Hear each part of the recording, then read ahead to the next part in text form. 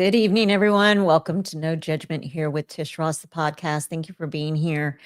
We're going to get started simply because we have so much to talk about this evening.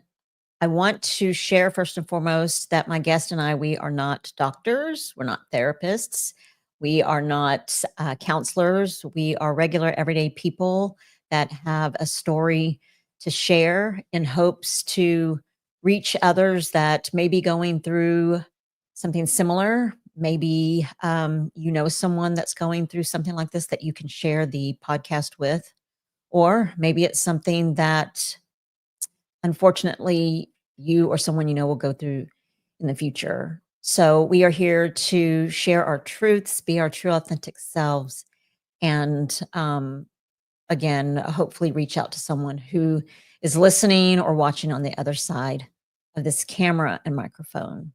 So we are going to talk a little bit or a lot about the death of a child.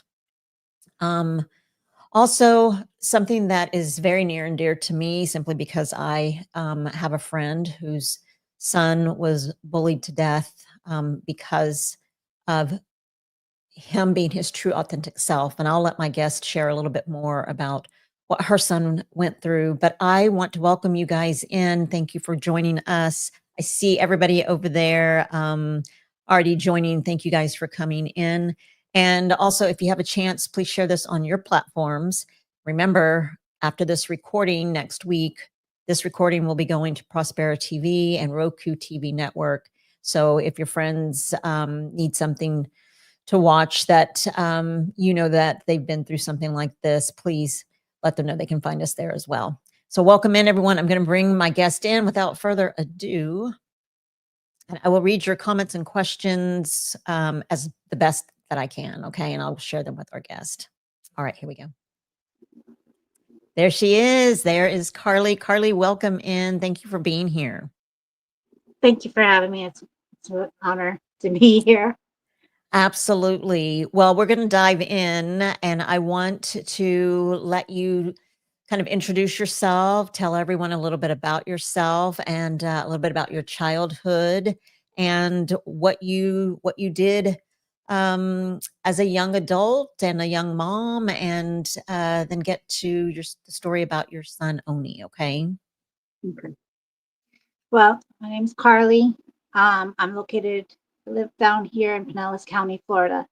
Um, I am going through the transitional stages of losing my child a year and a half ago. Um, I moved down to Florida when I was only 8 years old, and I spent my summers from my 8 year old till about 13. Um, Going back and forth between Maryland and Pennsylvania. I have aunts, uncles, cousins up north. We had a family cottage right along the river in Pennsylvania, and that right there has held so many fond childhood memories for me. And so growing up, I know that when you and I chatted, you had shared that you had moved a lot back and forth from, and correct me if I'm wrong, back and forth from Pennsylvania um, to Maryland. And is Well, that correct? the moving part, not necessarily the moving, but summer vacations, yes. Yes, I did. I was going in between the two states. My family, cousins, and everything, they lived in Maryland, but we would drive up to Pennsylvania all the time. Gotcha. And so when you were younger, growing up, did you live with your parents, your mom, your dad, I did. grandparents? Hmm. Mhm. My family was a very positive influence as far as like my cousins. We grew up at a place where you really didn't hang out with outside friends from school or anything like that. You didn't really, not in our younger years, at least, not until I was later on in my teenagers. But we would spend our summers up in the mountains up in Pennsylvania. A little bit about that was like my grandfather would always tell me make sure I made something of myself. My grandmother was the matriarch of the family. She was very much the glue. We're talking like big Thanksgiving dinners, 30, 40 people, surrounded around the table. the men downstairs watching football up north, and the women in the kitchen. My grandfather used to go in between the both. Um, my mom and my dad did separate when I was young. They just couldn't work it out. I didn't really know my father's side of the family too much. Um, and then we ended up moving down here to our first place that we moved to was Clearwater. And spent a couple years out there, went from Clearwater to Oldsmar, and then old enough, my mom moved up to Orlando. So I have moved quite a bit, but I Mhm. think I moved more down here in Florida than I've moved up north. Okay, gotcha. And hmm so what kind of kiddo were you? What kind of child, teenager? I was the one that was picked last and bullied. Mm, Um, uh, I was also creative. I had my I was good in school as far as grades. I was often on honor roll. Everybody does their teenage stuff. You yeah. skip school every once in a great blue moon, but I was good with my grades.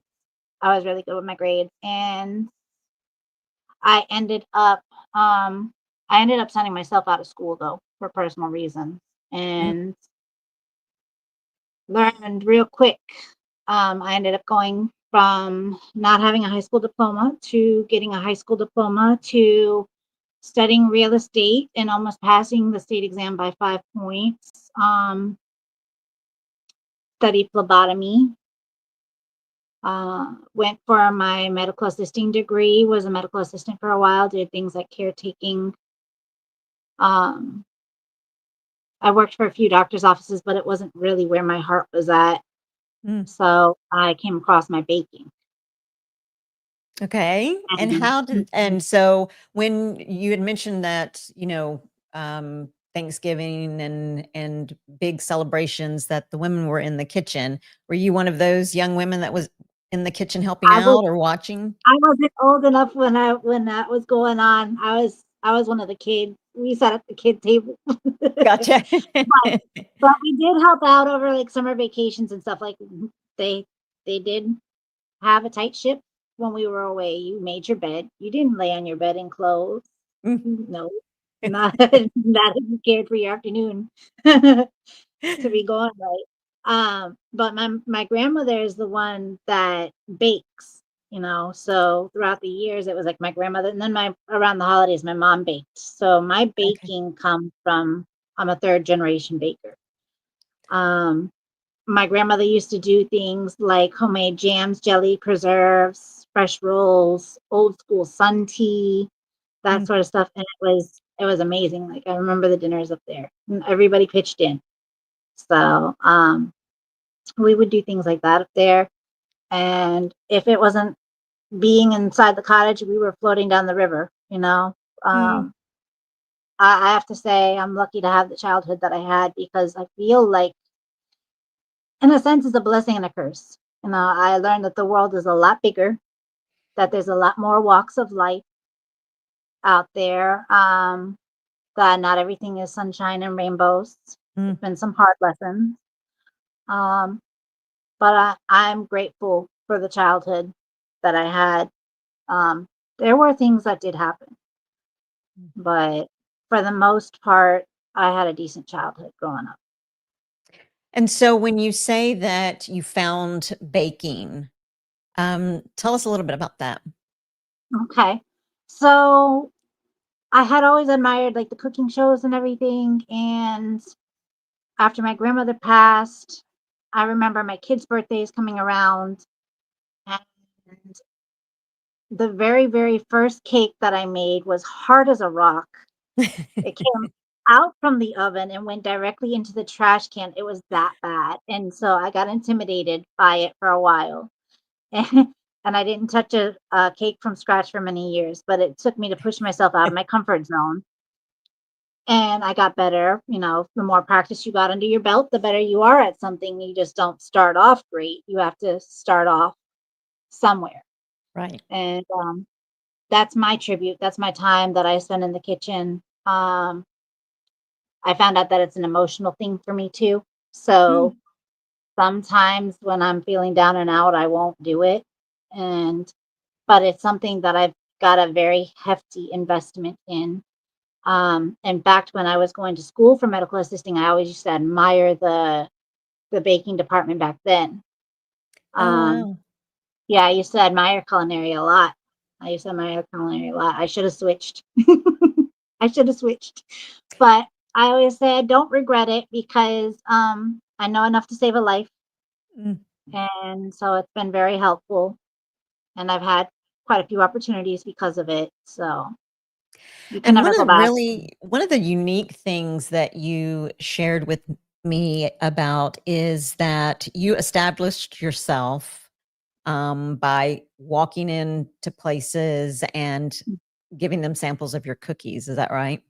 Yeah, no shame. I will go up to where I live at. I live near US Highway 19, and there is a bunch of Take Five oil changes, and I got smart about it, and I know that guys like to eat, Hmm. and so I'll go in and start and see my grease monkeys and ask them how their day is going, and the guys in the auto mechanic shops and the garages. I mean, anywhere. I don't have any shame. Yeah, for There's sure. a there's a story more interesting than that, but um, it's funny how you find your way in order to make it, you know? I have no shame. I've gone into strip clubs and sold my cookies in there. Hey, everybody has People to eat. Everybody's gotta eat, you know? And I've got pictures, interesting pictures of the women who have bought my cookies. So I mean, if there's a will, there's a way. That's right. Absolutely. So, tell us a little bit about how you met the father of your son, Oni. Oh, Lord. Okay. I was young. I was young. Um, my ex-husband is 29 years older than me. And when you're young, you think you know. You really do. Yes. Um, at the time I was head over heels, not everything was bad. I met him through a friend, and I went down there for a family occasion, and eventually him and we ended up talking, and the next thing, after I was 18, I ended up moving in with him. It was going to be a roommate situation, really, but then some other things happened and we ended up being together for like 16 years. So Mm, wow, mhm, long time. it And was a long so time. was he did you guys plan on getting pregnant? Was Oni a blessing, a surprise? Or were you guys planning on having children? We had definitely discussed it. Yeah, I wanted kids, and so he agreed, and we ended up having our son. Mhm. Mhm. And so tell us a little bit about that. You had Oni, and what kind of baby, what kind of child? Tell us all about him. He was amazing. He has to be one of the sweetest souls I've ever met. Mm, Um, we had our differences, as any parent does with their kid, but I just remember only being very innocent. He was very childlike. Like, he was 18, yes, but he wasn't 18 up here, you know? mhm, And I think that he had a different viewpoint on the world. And he did take after his mom and the fact that, he was bullied in school.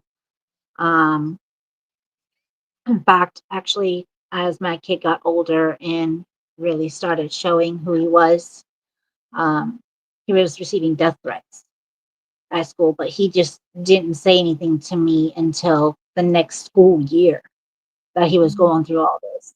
But anytime that he did bring something to my attention, I was there. Um, he was ADD, or yeah, ADD. I wouldn't say hyper. I wouldn't say the Mhm, ADHD, mhm, but he was borderline on the spectrum. When he was littler, he had to go through physical therapy. He couldn't maintain his balance at first, and he had little problems with things like tying his shoelaces. mm, And then it became a little bit more difficult when he couldn't stay focused in class. So I was looking into different ways to try to help him with his ADD. Um, I ended up starting to garden, and then along came with the garden came chickens, which meant eggs for my baking. mm, Um, and so we were able to experience that, and he was very helpful. He also went into Boy Scouts at second grade and was one of the district's top salespersons for popcorn. So we put in a lot of hard work, a lot of sweat, a lot of my kid paid for his own scouting career. mm, Um, he would hold the doors open for an old person.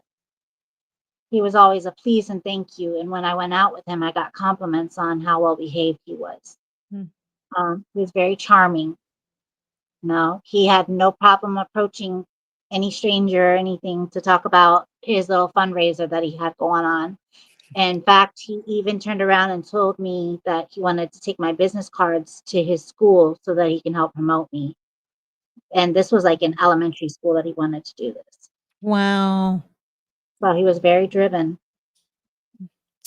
Sounds like a beautiful soul for sure. And, I don't want to speak for every beautiful child. I mean, all children are beautiful, but I think the fact that when kiddos are their true authentic selves, we tend to be the ones that get bullied when we don't want to conform to be Community like standard. other people. Yeah.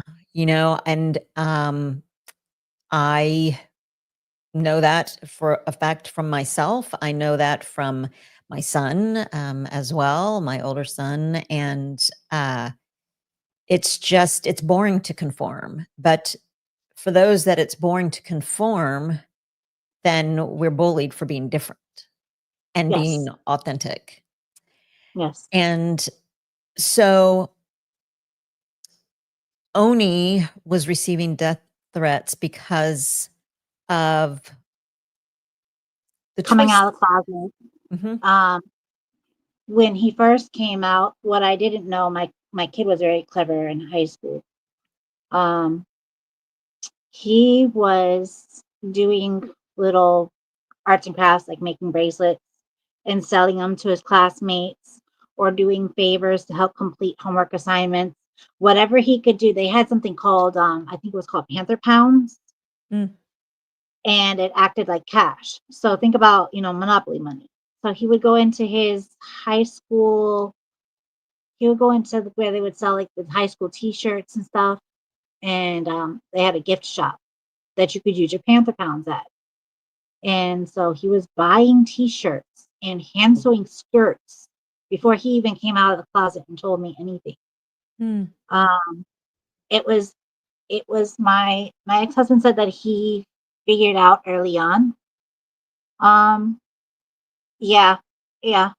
This was it was one of the things that I actually was able to I was able to face with him. And when I sat down and I had that conversation, it just made us all that much more closer. mm, Um, he would hide at first. I think he was scared of his father finding out or what might happen at home if anybody knew he was different. So he hid it for a while. And I had to try to create some sort of safe space for him where he didn't mm, have to feel like that. It's terrible to be a kid that's constantly picked on for being different and then going home and feel like you're not accepted there either. mm, And so I remember having conversations before I moved out, before I made that choice to get out of that situation, and it wasn't just like a light switch. It didn't happen overnight. It was a cycle that I saw repeating itself, and I finally had enough of enough, you know. And so, Carly, how did he tell you? How did he tell you? And so, when you say that, because I think a lot of parents, people, families, grandmas, grandparents, aunts, uncles, um, when you say he didn't feel accepted at home, what do you mean by that? How first of all, how did Mm. he tell you? And then, I brought it up to him because a family member brought it up to me. mm, Um, he felt a close bond with, actually, it was my ex-husband's granddaughter. Like I said, there was, with the age gap difference, these two ended up growing up together. mm, They were within like 3, 4 years apart. And so it was a matter of him having confidence in her, and then her opening up and telling me what was going on. And from there, I took it from there. And when he came out, I really didn't blink. I really didn't blink an eyeball. Um, I just was more concerned about his well being as far as his safety. mhm, And I knew that my kid struggled with depression and being different. And so what worried me most is, statistically speaking, the kids that go through um, suicide. mhm. It's a suicide risk, Yes, it because is. people out there in the world are just it. This world is just, can be an ugly place. For as beautiful as it can be an ugly place as well. Yes. And so, how did you kind of prep him? I mean, it is such a, it is so unfortunate. It is so unfortunate that we cannot be who we are and who we want to be without being threatened, without our lives being threatened, without receiving death threats, without Mhm. being bullied at school, um, and with parents having to worry about your child, what's happening to my child at school, what's happening within my child. Is he or she depressed? Are they just not telling me because they don't want me to worry? A lot of kids take that on unnecessarily, but they do that because they love you. They love their parents, and they don't want the parents to worry. And it sounds like Oni was like that because he didn't even tell you that he was being bullied until the next school year. And so, how do you, as a parent, what can you say to prep him or to help him feel safe at home? I had some real life conversations with him. Um, my kid came out when he came out, he was saying that he was transgender.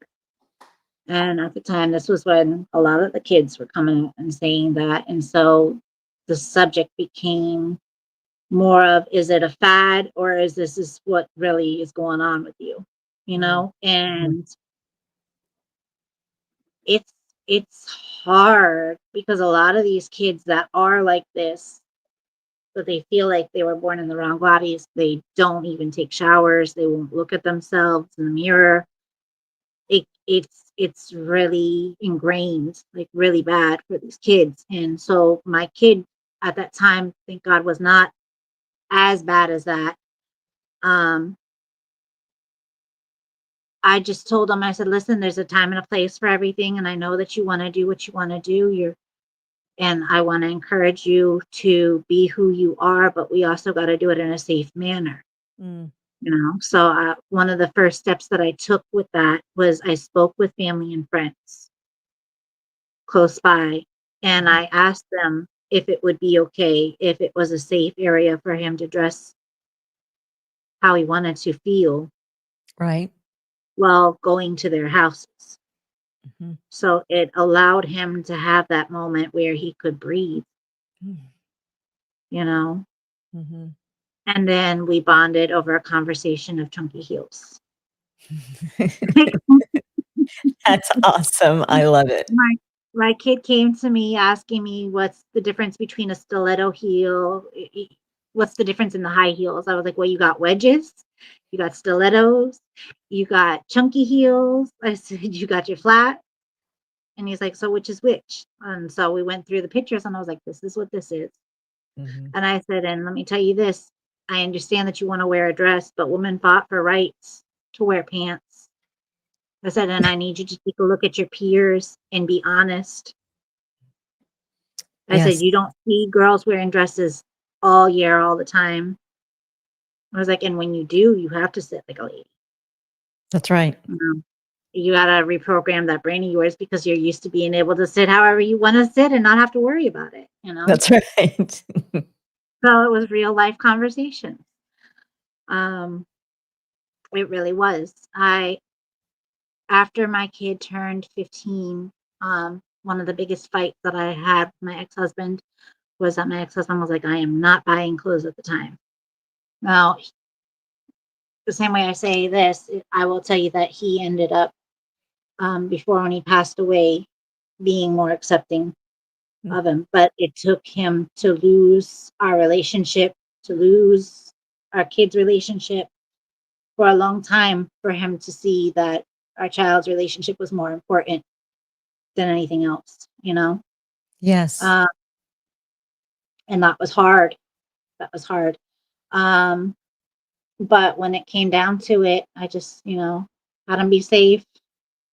I kind of let him, like, if he wanted to wear nightgowns, no, around my mom, around me, he was allowed to.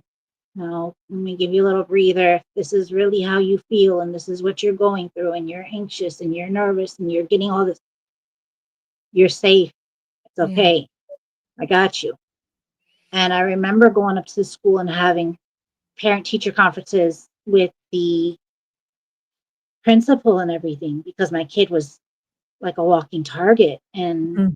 even when I moved over here to Tarpon, when he went to high school, he was still being targeted. He went to two different schools while he was over here until I got settled into the place where I'm at right now. And kids are mean. Yeah. Kids are, you know, um, I mean, heck, they pick on the one that's tall, the one that's short, the one that's got braces, the one that's got glasses, the one that's a Yes. little chunky, and it's a shame because all these kids have some sort of talent, you know. They're all special and beautiful in their own ways, and they need their peers. You're not meant to be. We're human beings. We feel. I really don't think that we're meant to be alone in this life.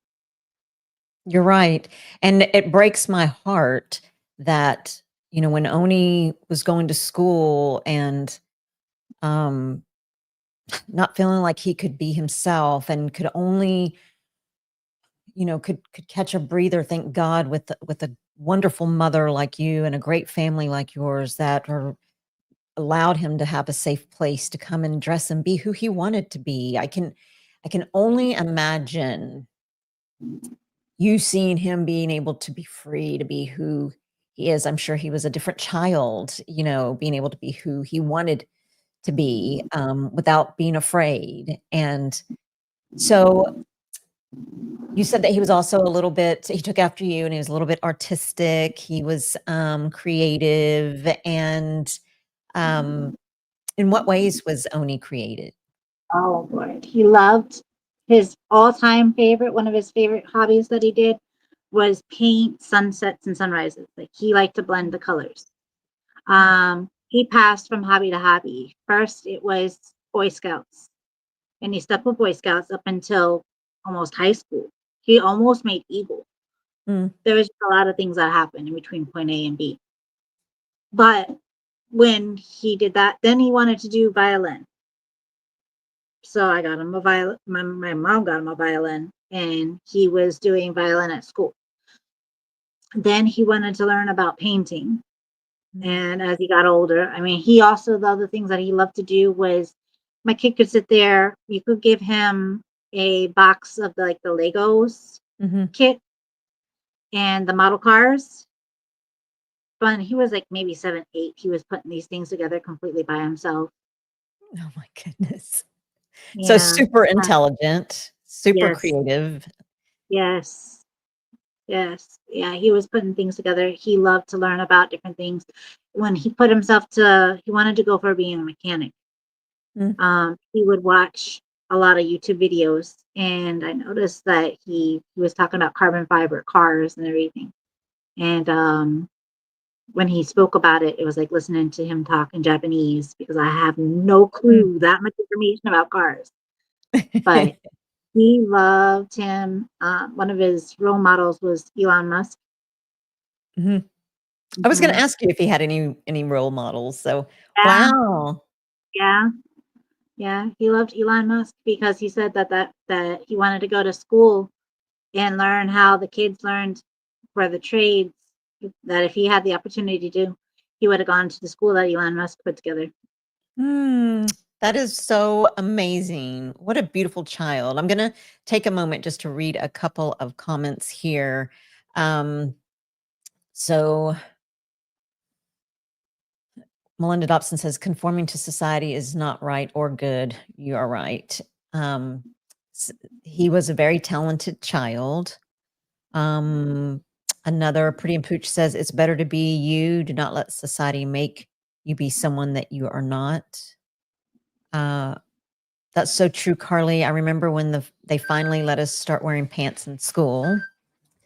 Pretty and Pooch says, kids are mean as well as some adults. Yes. And, did you guys ever catch any did Oni ever feel like adults were being mean to him because he was trying to be who he wanted to be? Did he share that with you at all? As far as an adult was concerned, the only one in the beginning that he was really concerned about was his father. Mm, mhm. Did he and I know that he was young. Did he it's just so hard as a child to obviously think like an adult. Did he in any way have any kind of understanding of maybe what his dad might be feeling or going through? Or I mean, that's so hard because he was a child. Yeah, I think that when you're doing with like age differences and mentality, because of the older generations that have been through the different things, you know, it's hard for them to accept and praise or stand for something that was so taboo in their Mm, generation. And, then comes the newest generations that are more free spirited and free minded. Um, it is not the same. right. No, it is not the same. Their struggles are not the same. The things that they've seen are not the same. So I do not believe that at first that they completely understood one another. No, Mm. no, I Yeah, I get that. And that's such an important thing to say. And I read something the other day that said, children, you will not raise your parents as your parents raised you because this world is not the same. It's not the same. And, my hat is off to the millennials. I've interviewed Gen X. I've interviewed so many different generations, and my hat is off really to the millennials. I thank God for them. They um, paved the way, I think, or at least started it to a lot of this free spirited, a lot of this more open mindedness, a lot more of this acceptance. And thank God for that. But we um, also live in a world where, yes, there are the generations that were raised. I don't want to say at any fault of their own either, because they were raised that way. That's just a very it's a touchy topic, I think. But mhm, people are how they were raised, and I thank God that I am at a time where the millennials, my eyes have always been open to authenticity because I am authentic. And So I've just always loved people and who they are. Like, who are you genuinely, truly? I want to know who you are. But the millennials did pave the way to a little bit being more free spirited. There are some things though that I think I would reel in, but in terms of being Mhm. your true authentic self, I think such a great time, such as this. So Oni went to school. He was ADD, but he made great grades. He was a great student, very creative. Um, Well, he did struggle with his school grades, okay. but he doesn't. It took him longer to complete the assignments, and in the public school system, they're very lunches this time, first Mm, class this time, second class this time, third. My kid didn't think that way. right. It took me getting him into. He actually fell in love with a place called Enterprise High School, Okay. where he didn't have to switch classes. The classes were smaller in scale, and it allowed the kids to. Enterprise High School is in Clearwater, and I take my hat off to that school because they gave him more of the ability to have his own timelines, and he was completing, and his grades were improving. Mm, But the structure of and the way that the tests were set up and the reading, like reading certain things, like he had an IEP in school as well. And that was another thing. So every year we would go to the school and reevaluate the IEP for him. But kids that struggle with ADD, ADHD, they tend not to fit in public school standards, you know? correct. That is so true. And I think that there need to be more schools like the one that he attended because every child is different. Every child learns differently. Every child, my son is ADD and dyslexic, and he he struggled in school, but he made it. But he was also made fun of as well, even by teachers, unfortunately. And like you said, they don't think that way. They don't learn that way. It takes them a little more time, but boy, give them that time and you Mhm. see what they come up with. It's masterful. Yeah, So so he went to school and he didn't graduate. he was so close. Mhm. Tell us about Um, it. he was supposed to graduate in May. He was on track for it. He was a few credits shy, but he was on track. He made a lot of leaps and bounds in the transition. I'm grateful for the high school because Enterprise still allowed me to, even though it wasn't the regular way of watching um, my baby walk. He passed in on December 4th. His graduation would have been in May before Mother's Day. And the high school, I went in there and I was like, is there any way for any sort of certificate whatsoever? Is there anything that we can do?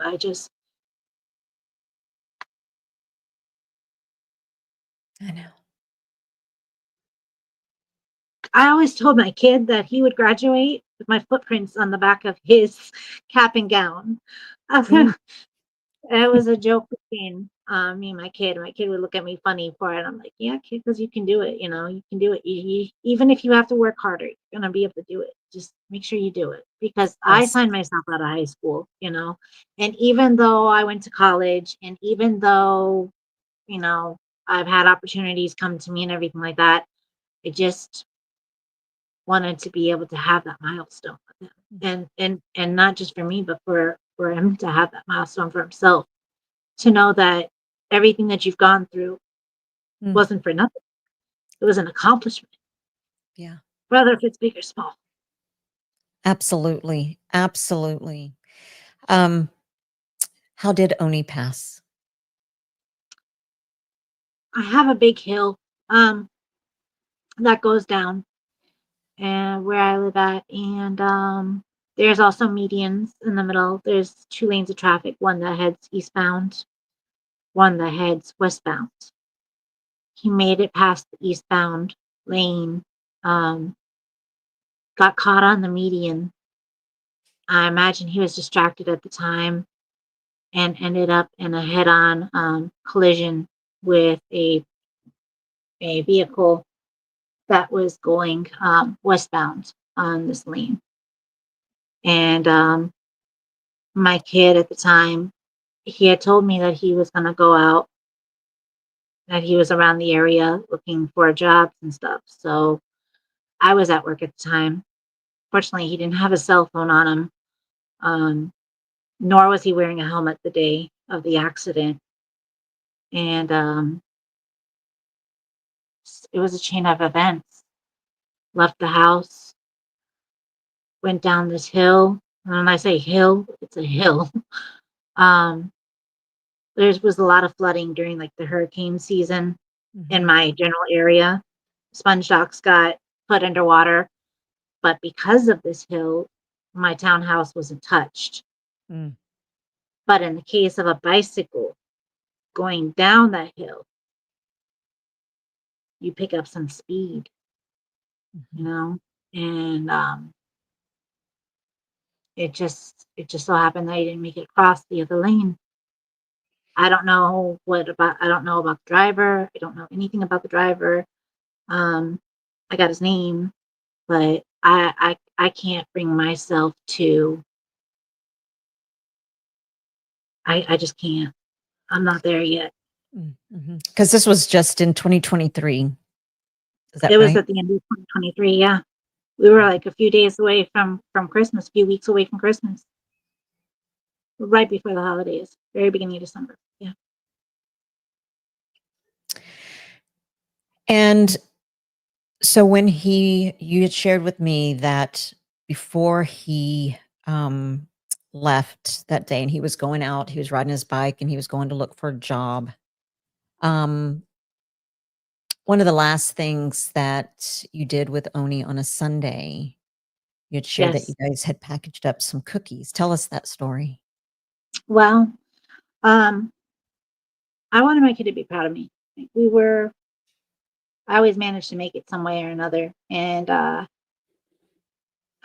we were packaging up cookies together, and I was taking them to the businesses to see if any of my customers were interested in purchasing a few cookies. When we were sitting there at the back of the table, one of my all-time favorite memories of him, especially now, has been that as he was packaging up a cookie, he turned around and he told me that he wouldn't eat a cookie unless it was broken. And something told me to break the cookie. So as I was sitting there at the back table, I grabbed the other end of the cookie that he was about to package up and I snapped it in half. And I told him, oops. And my little oops moment is forever etched in my mind now Mm, because his face lit up. It was like watching a little kid at Christmas. And took a bite of the cookie and he told me it was one of the best things that he had ever tasted. It's just a mm, chocolate chip cookie.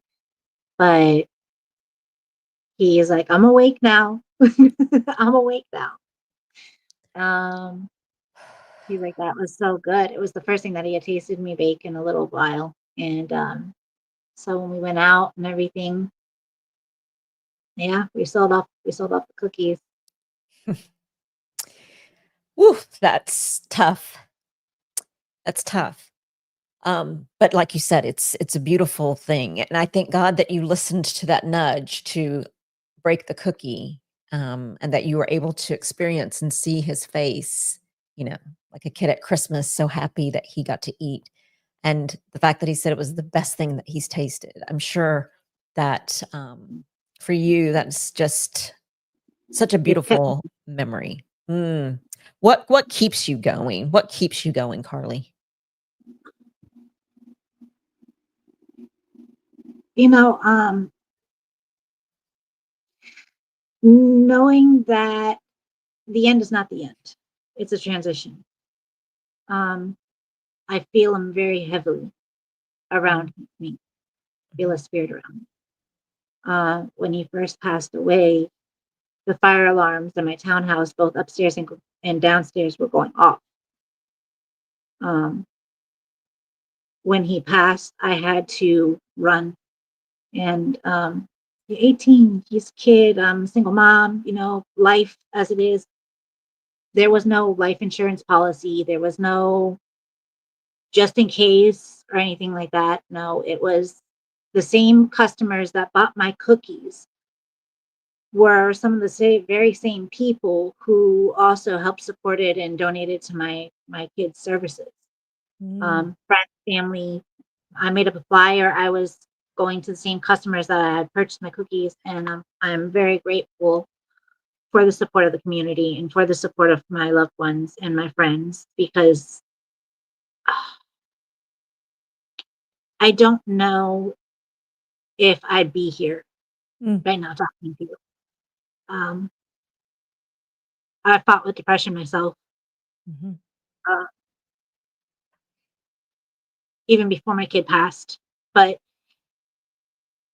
there's no way to put into words on how it feels to lose a child. And it's not to say that one loss is more than another or anything like that. It's just I played certain things over my head, thinking that I would be able to experience them with them, certain rites of passage as they get older. So the things that are keeping me going now is a lot of meditation, mm, a lot of prayer. Um, I'd be lying to say if I didn't say that there were a lot of tears involved. mhm, It comes in waves. Um, Lots and lots and lots of trips to nature mm, and making sure that what's happened with my son, if I can reach out there to anybody and make a difference, just pay it forward. I'm in the works of trying to get together. I'm in the very, very, very beginning idea stages of a non for profit, and I've been painting a ghost bike, and I'm posting to all my local pages about the ghost bike story. I'm waiting for packages to come in to decorate the bike with. I even put out there that if any businesses wanted to sponsor it or donate for it, that would be amazing. How can No, we donate? How can anybody that's listening or who will watch the show later, how can we donate? I can get you a link to a GoFundMe account. I think Okay. what I can do at this time. I'm, like I said, in the very, very, very beginning stages of this. So right now I've been more about painting the bike and getting it done, but it is definitely in the works. I have a good friend of mine who actually helped out with the memorial tattoo. Mm, I had my kid's ashes put in my memorial tattoo for him. And since he's really good at art, I asked him to draw me up a logo for it. mm, But the GoFundMe will probably be the best way okay. for right now to do So it. when you get that to me, I will add it to so everybody that's watching, listening, I will add it to the comments or the description rather, I'm sorry, so that we can help Carly with this memorial for Oni. And so my husband and I, we lost our son Benjamin, and my husband has a tattoo with Ben's ashes in it as well. And I have to say that I know many people, have met many people, interviewed a lot of moms and parents who have lost their child.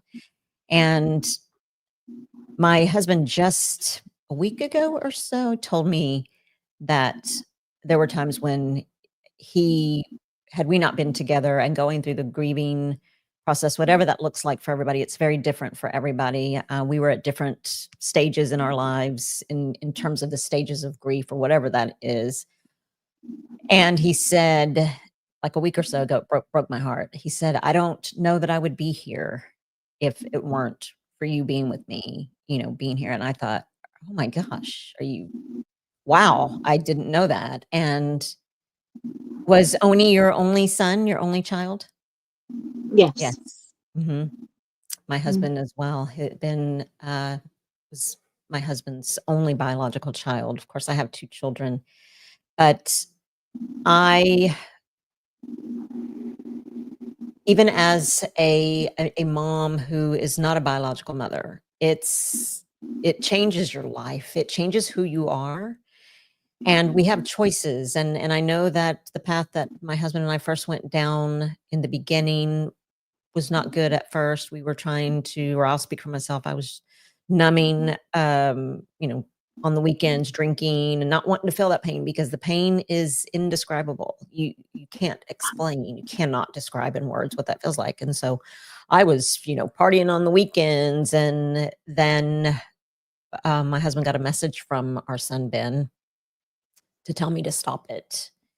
Heard Ben say, "Stop, stop." And so I did, and then you deal with the pain. You have to learn how to, I guess, manage it instead of numbing. And but now there's such great memories and ladybugs and butterflies and songs. And I know that you had mentioned that you went to a park or sitting on a dock, and I think you had shared that you saw some boys on bicycles. Yeah. Okay, so that was Mother's Day, and I was dreading Mother's Day this year because I am considered single, supposed to be.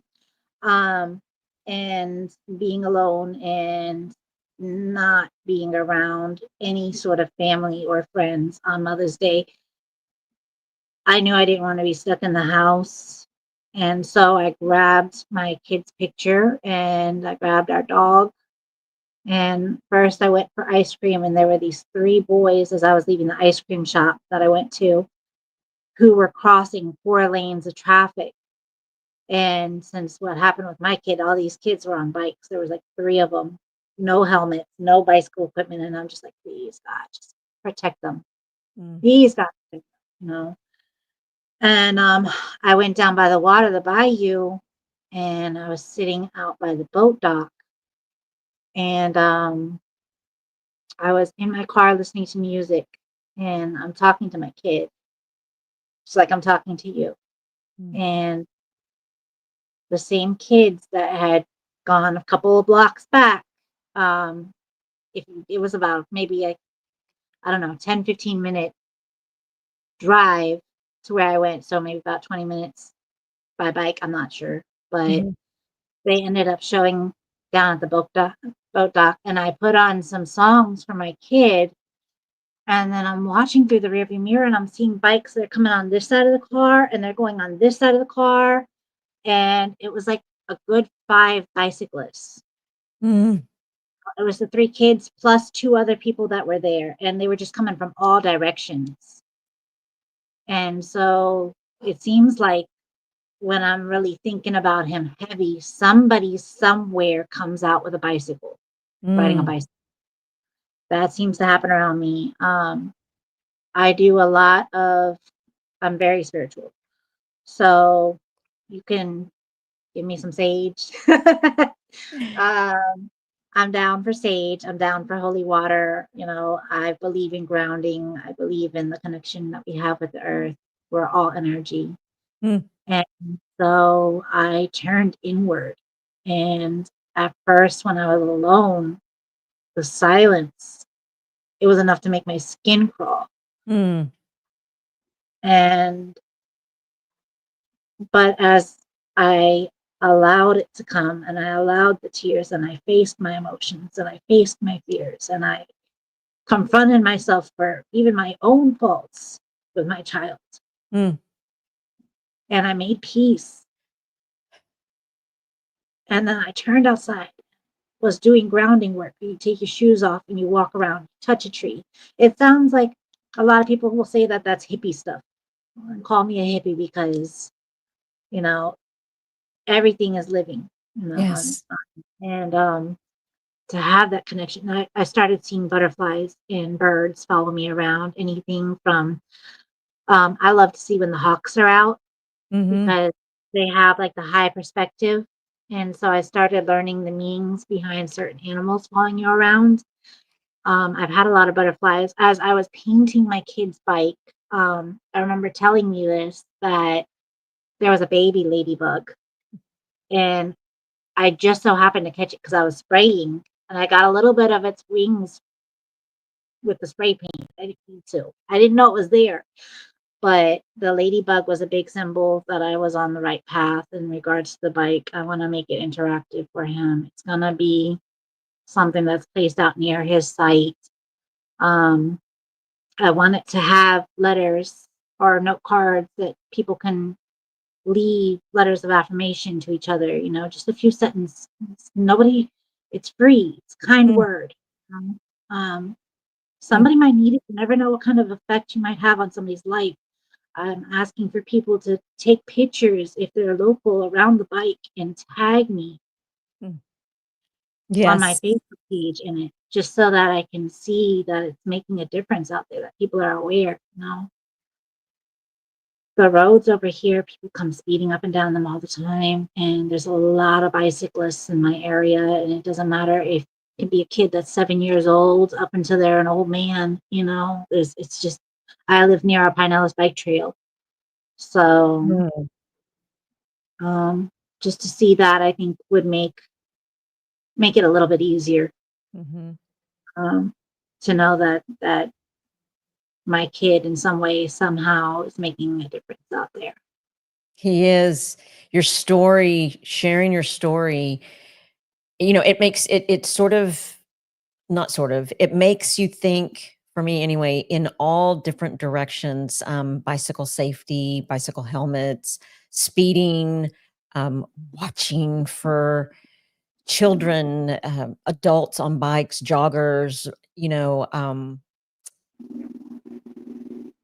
the beauty in being your true authentic self, acceptance, um, stop the bullying, um, single moms, widows, widowers, parents who have lost parents, or children who have lost their parents. It makes you think on all different levels, and taking the beauty in of the earth, looking at your child's face in such a beautiful moment and treasuring that childlike happiness from breaking a cookie and hearing those words, "This is the best cookie I've ever had."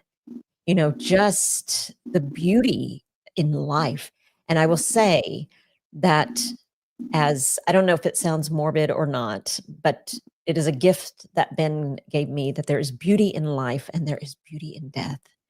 And Yes, the beauty in death, after Ben passed, the gift that he gave me was appreciating life, appreciating nature. The ladybug story that you and I shared, like when I was inside the church service and there's a ladybug in between the cushion and the armrest, and I found it, and I'm like, "There's a ladybug in here." The symbolism, the the the real life moments that ladybugs, butterflies, um, children on bikes on Mother's Day, knowing that your child is around and he sees you and he's with you. There's beauty in your story, and there's gonna be even more beauty and continued beauty in his memorial.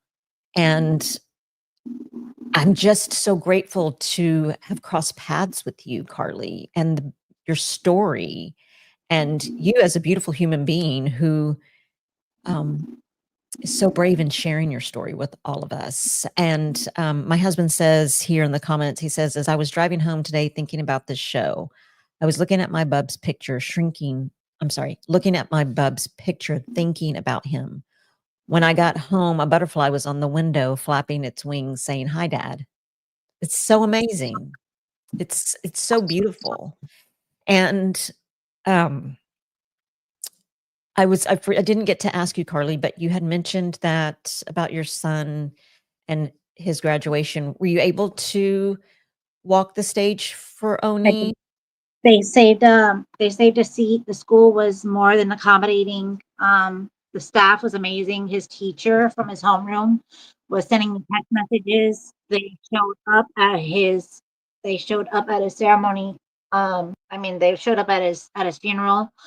And when it came down to the graduation, I have on top of his ashes it doesn't say, they said that by Florida state law they couldn't put that he graduated because he was a little bit too far away from it. Had been like a few months later than December, but they said in pursuit of.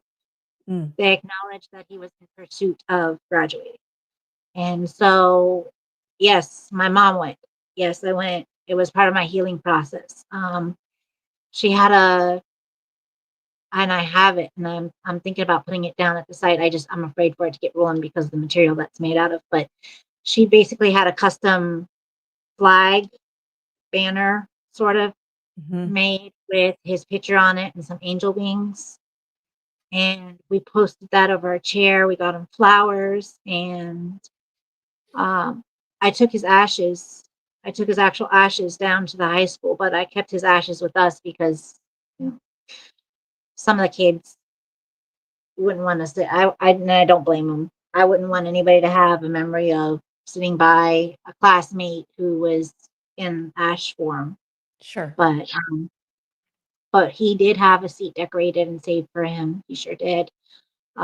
A couple of friends and family members came out, and we celebrated him. I walked across the stage.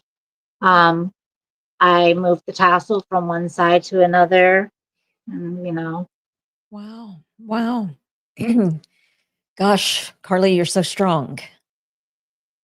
You're so strong. But I know that there are moments when you're not, and that's okay.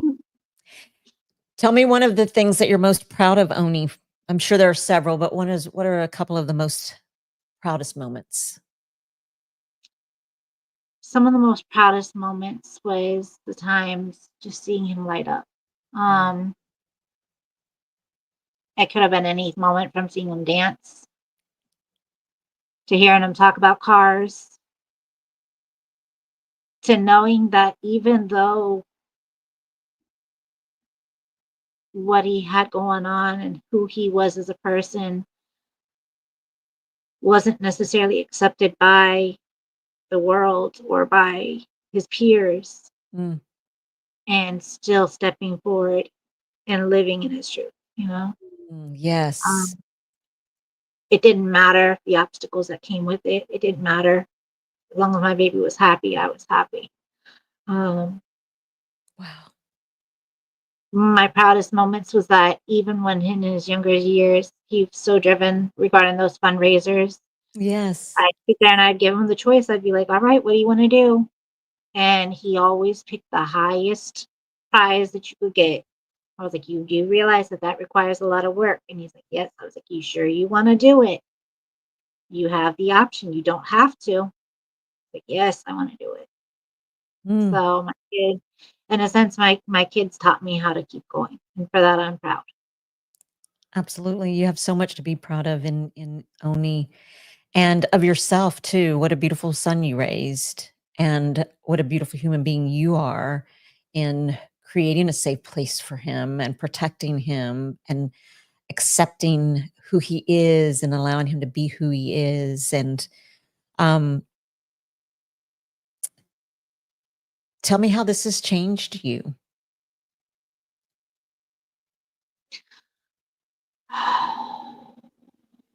One of the biggest things I say all the time, I've always said I move mountains.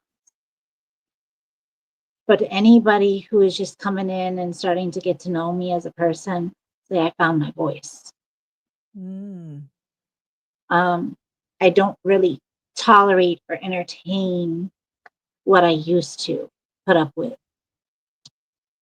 Um, I will very openly speak freely for somebody who needs a voice, whether it be on multiple topics, whether if it's for the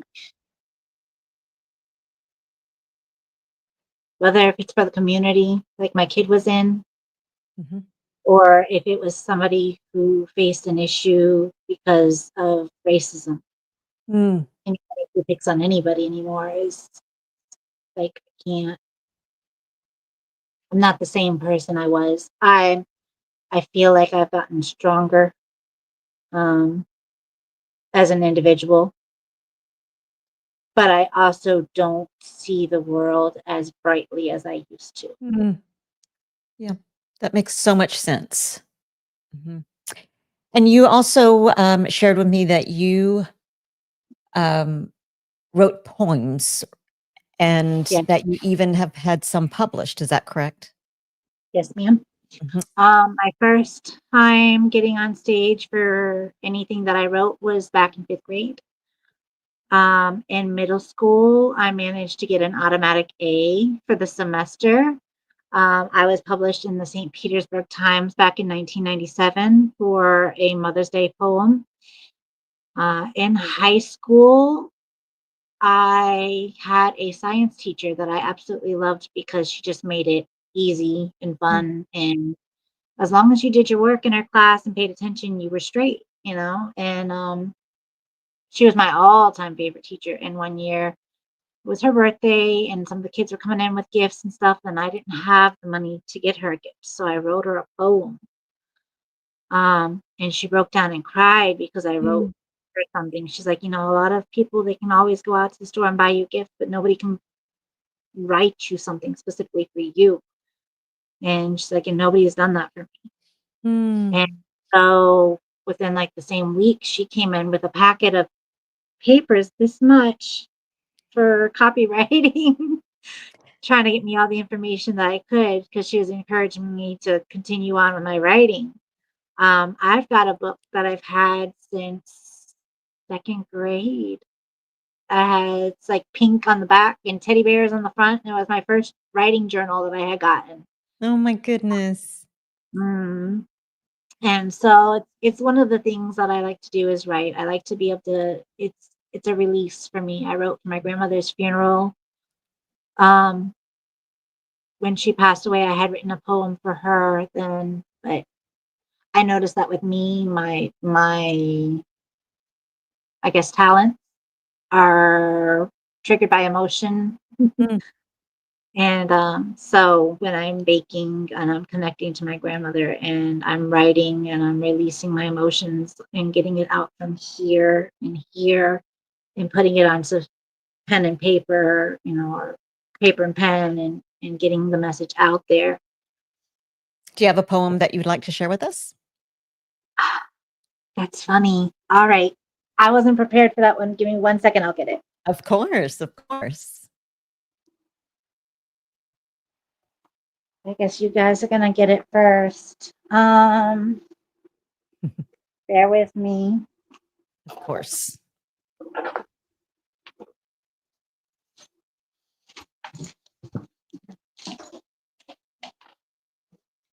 In the meantime, you know, um, I have all of his, I have all of these pictures over here um, from different moments in my kid's life. Mhm.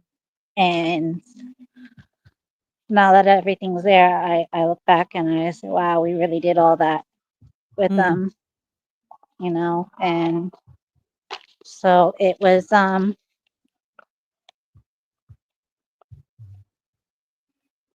when you think that you don't do enough, it was one of those things like I always wondered if I did enough for my kid. Did I make him happy? Did I do right by him? Mhm. Um, and then I look at all these pictures and I do see that he had as decent as a life as he could, Right. by our means. I think that as parents, we tend to be hard on each other or hard on Absolutely. ourselves about things like that, especially when we're facing something like this. Yes. And I Um, think too, a lot of single parents, well, I'll speak for myself as a single mom for, almost 11 years, I felt like I was in survival mode for most of the time. And then my children got older and I started thinking, oh my gosh, I didn't teach them how to save money. Oh my God. Cause I didn't have money to save. And so that wasn't something on the forefront. yes, that's the other thing that I do remember with my kid is that one of the things that we did do before he passed was we were sitting at the back table and this pizzeria near me had given him a paper application. Nowadays, everything is done online. Mhm. And so he's like, how do I do this? And I had to sit down and tell him, you got to look at your ID and you fill in the information as it asks you. So I was teaching him how to do, I was teaching him how to fill Mm, applications mhm, at the time. He was looking for a job as well as going to school. mhm. I got that poem. Okay, Um, you're ready. ooh, this is challenging. All right. Um, I am the voice meant to be heard over a crowd, the one that breaks ancestral chains. All I want to do is make them proud. And if by chance I can touch a few lives with this message when I say, the storms can't last forever. And it's actually quite nice to dance in the rain. Mm, I completely understand now those sayings about people who are meant to leave our lives. Some may have to go in order for you to thrive. mm, Yet still the memories may linger, making it bittersweet. I finally gotten a hold of the solitude thing, along with a quieter mind. My energy now, my energy is now mine, my own to keep. I no longer will continue to play small, not after all I've been through, not even a little, not one bit at all. The funny thing is that I've always said it because I've always known. I moved mountains, or so my strength has shown. mm, All jokes aside, I know I've been chosen to lead, to be a guiding light for all the others in need. And heavy is the crown, yet I sure do wear it well. For I am in alignment on my highest path. Where it goes, only time will tell. mm. That's my most recent. That's beautiful. Beautiful. My goodness. Thank you so much for sharing that with us and for us to be the first to hear it. And just beautiful. Yeah. Um, Carly, I'm going to ask you one question, the question that I ask everyone at the end of this podcast. And after everything that you have been through since you were a child yourself, a teenager, a young lady, a mom, a single mom, the mom who's lost her Oni, after everything that you've been through and who you are today, who would you say, who is Carly today? Who are you today? After everything, who are you today? Definitely not who I was. I'm in between points A and B. I know I'm still transitioning. I know I'm on my way. I know I'm on the right path. I believe that's to be determined. Mm, I love I that. And think you that know what? Your poem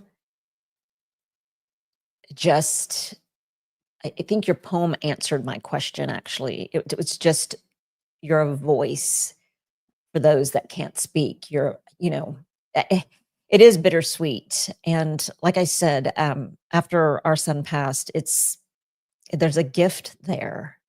And, just taking a moment to look at the earth, taking a moment to see nature and enjoy it and the majesty and the beauty behind the trees and the leaves and the grass. That's what Ben gave me. And had he not left this world, it would have just kept passing me by because I'm not that kind of person. I'm not a now the person. baby. Yeah, I'm not a person that sits in nature. Never was, but now I can see a bird and think, you know, a Mm-hmm. ladybug, a butterfly, and think, oh my gosh, the flowers, the blooms to his bushes that bloom at the oddest of times, and I know that's him. Like, oh my goodness. So it's just you are such a beautiful human being, Carly. And I am so, so honored that you said yes to coming on and sharing your story, sharing your son Oni with us, his life and his passing. And, you know, it hasn't even been like we shared a year and a half that he's been gone. But I pray for you. I pray for you on this new path and this journey that you are on. And for the ups and the downs, the good and the not so good, but the beauty that you'll receive from continuing on this path, this journey that you're on now. Thank you for coming on. Is there anything that you would like to share with anyone before we hop off? Even on your darkest days, don't give up. Mm, Don't give up. Don't give in. Continue to fight. Sometimes it gets easier, sometimes it gets harder. No, I wake up in the morning time and I say, I was woken up today for a reason. mm, I'm still here. As long as I have air in my lungs, I'll continue to fight. It's all we can do. that's right. Right? If we don't try, we don't get any different results. This is my different route. Mm. You're my first podcast, by the way. Thank Mm. you. Thank you. Thank you so much. And if you'll send me those links to your GoFundMe, I would love to put them on. I know my husband and I will be helping and donating and want to be just a small part of Oni's memorial.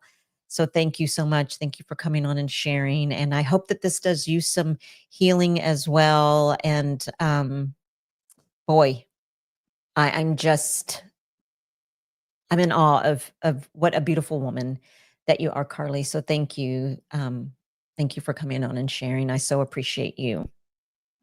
Thank you so much. Thank you guys for coming in. And I so appreciate you guys for joining in. And please, again, as always, share this podcast. I know that it will help others. I know that it's helped me. And I know that it's helped my husband as he is listening and watching as well. So, as always, we will see you guys next week. Continue to share and continue to join me on No Judgment Here with Tish Ross, the podcast. And don't forget to let your family and friends know that this particular podcast is now on Prospera TV Network on Roku. Thank you all. I hope you guys have a blessed evening. Have a great week. Good night.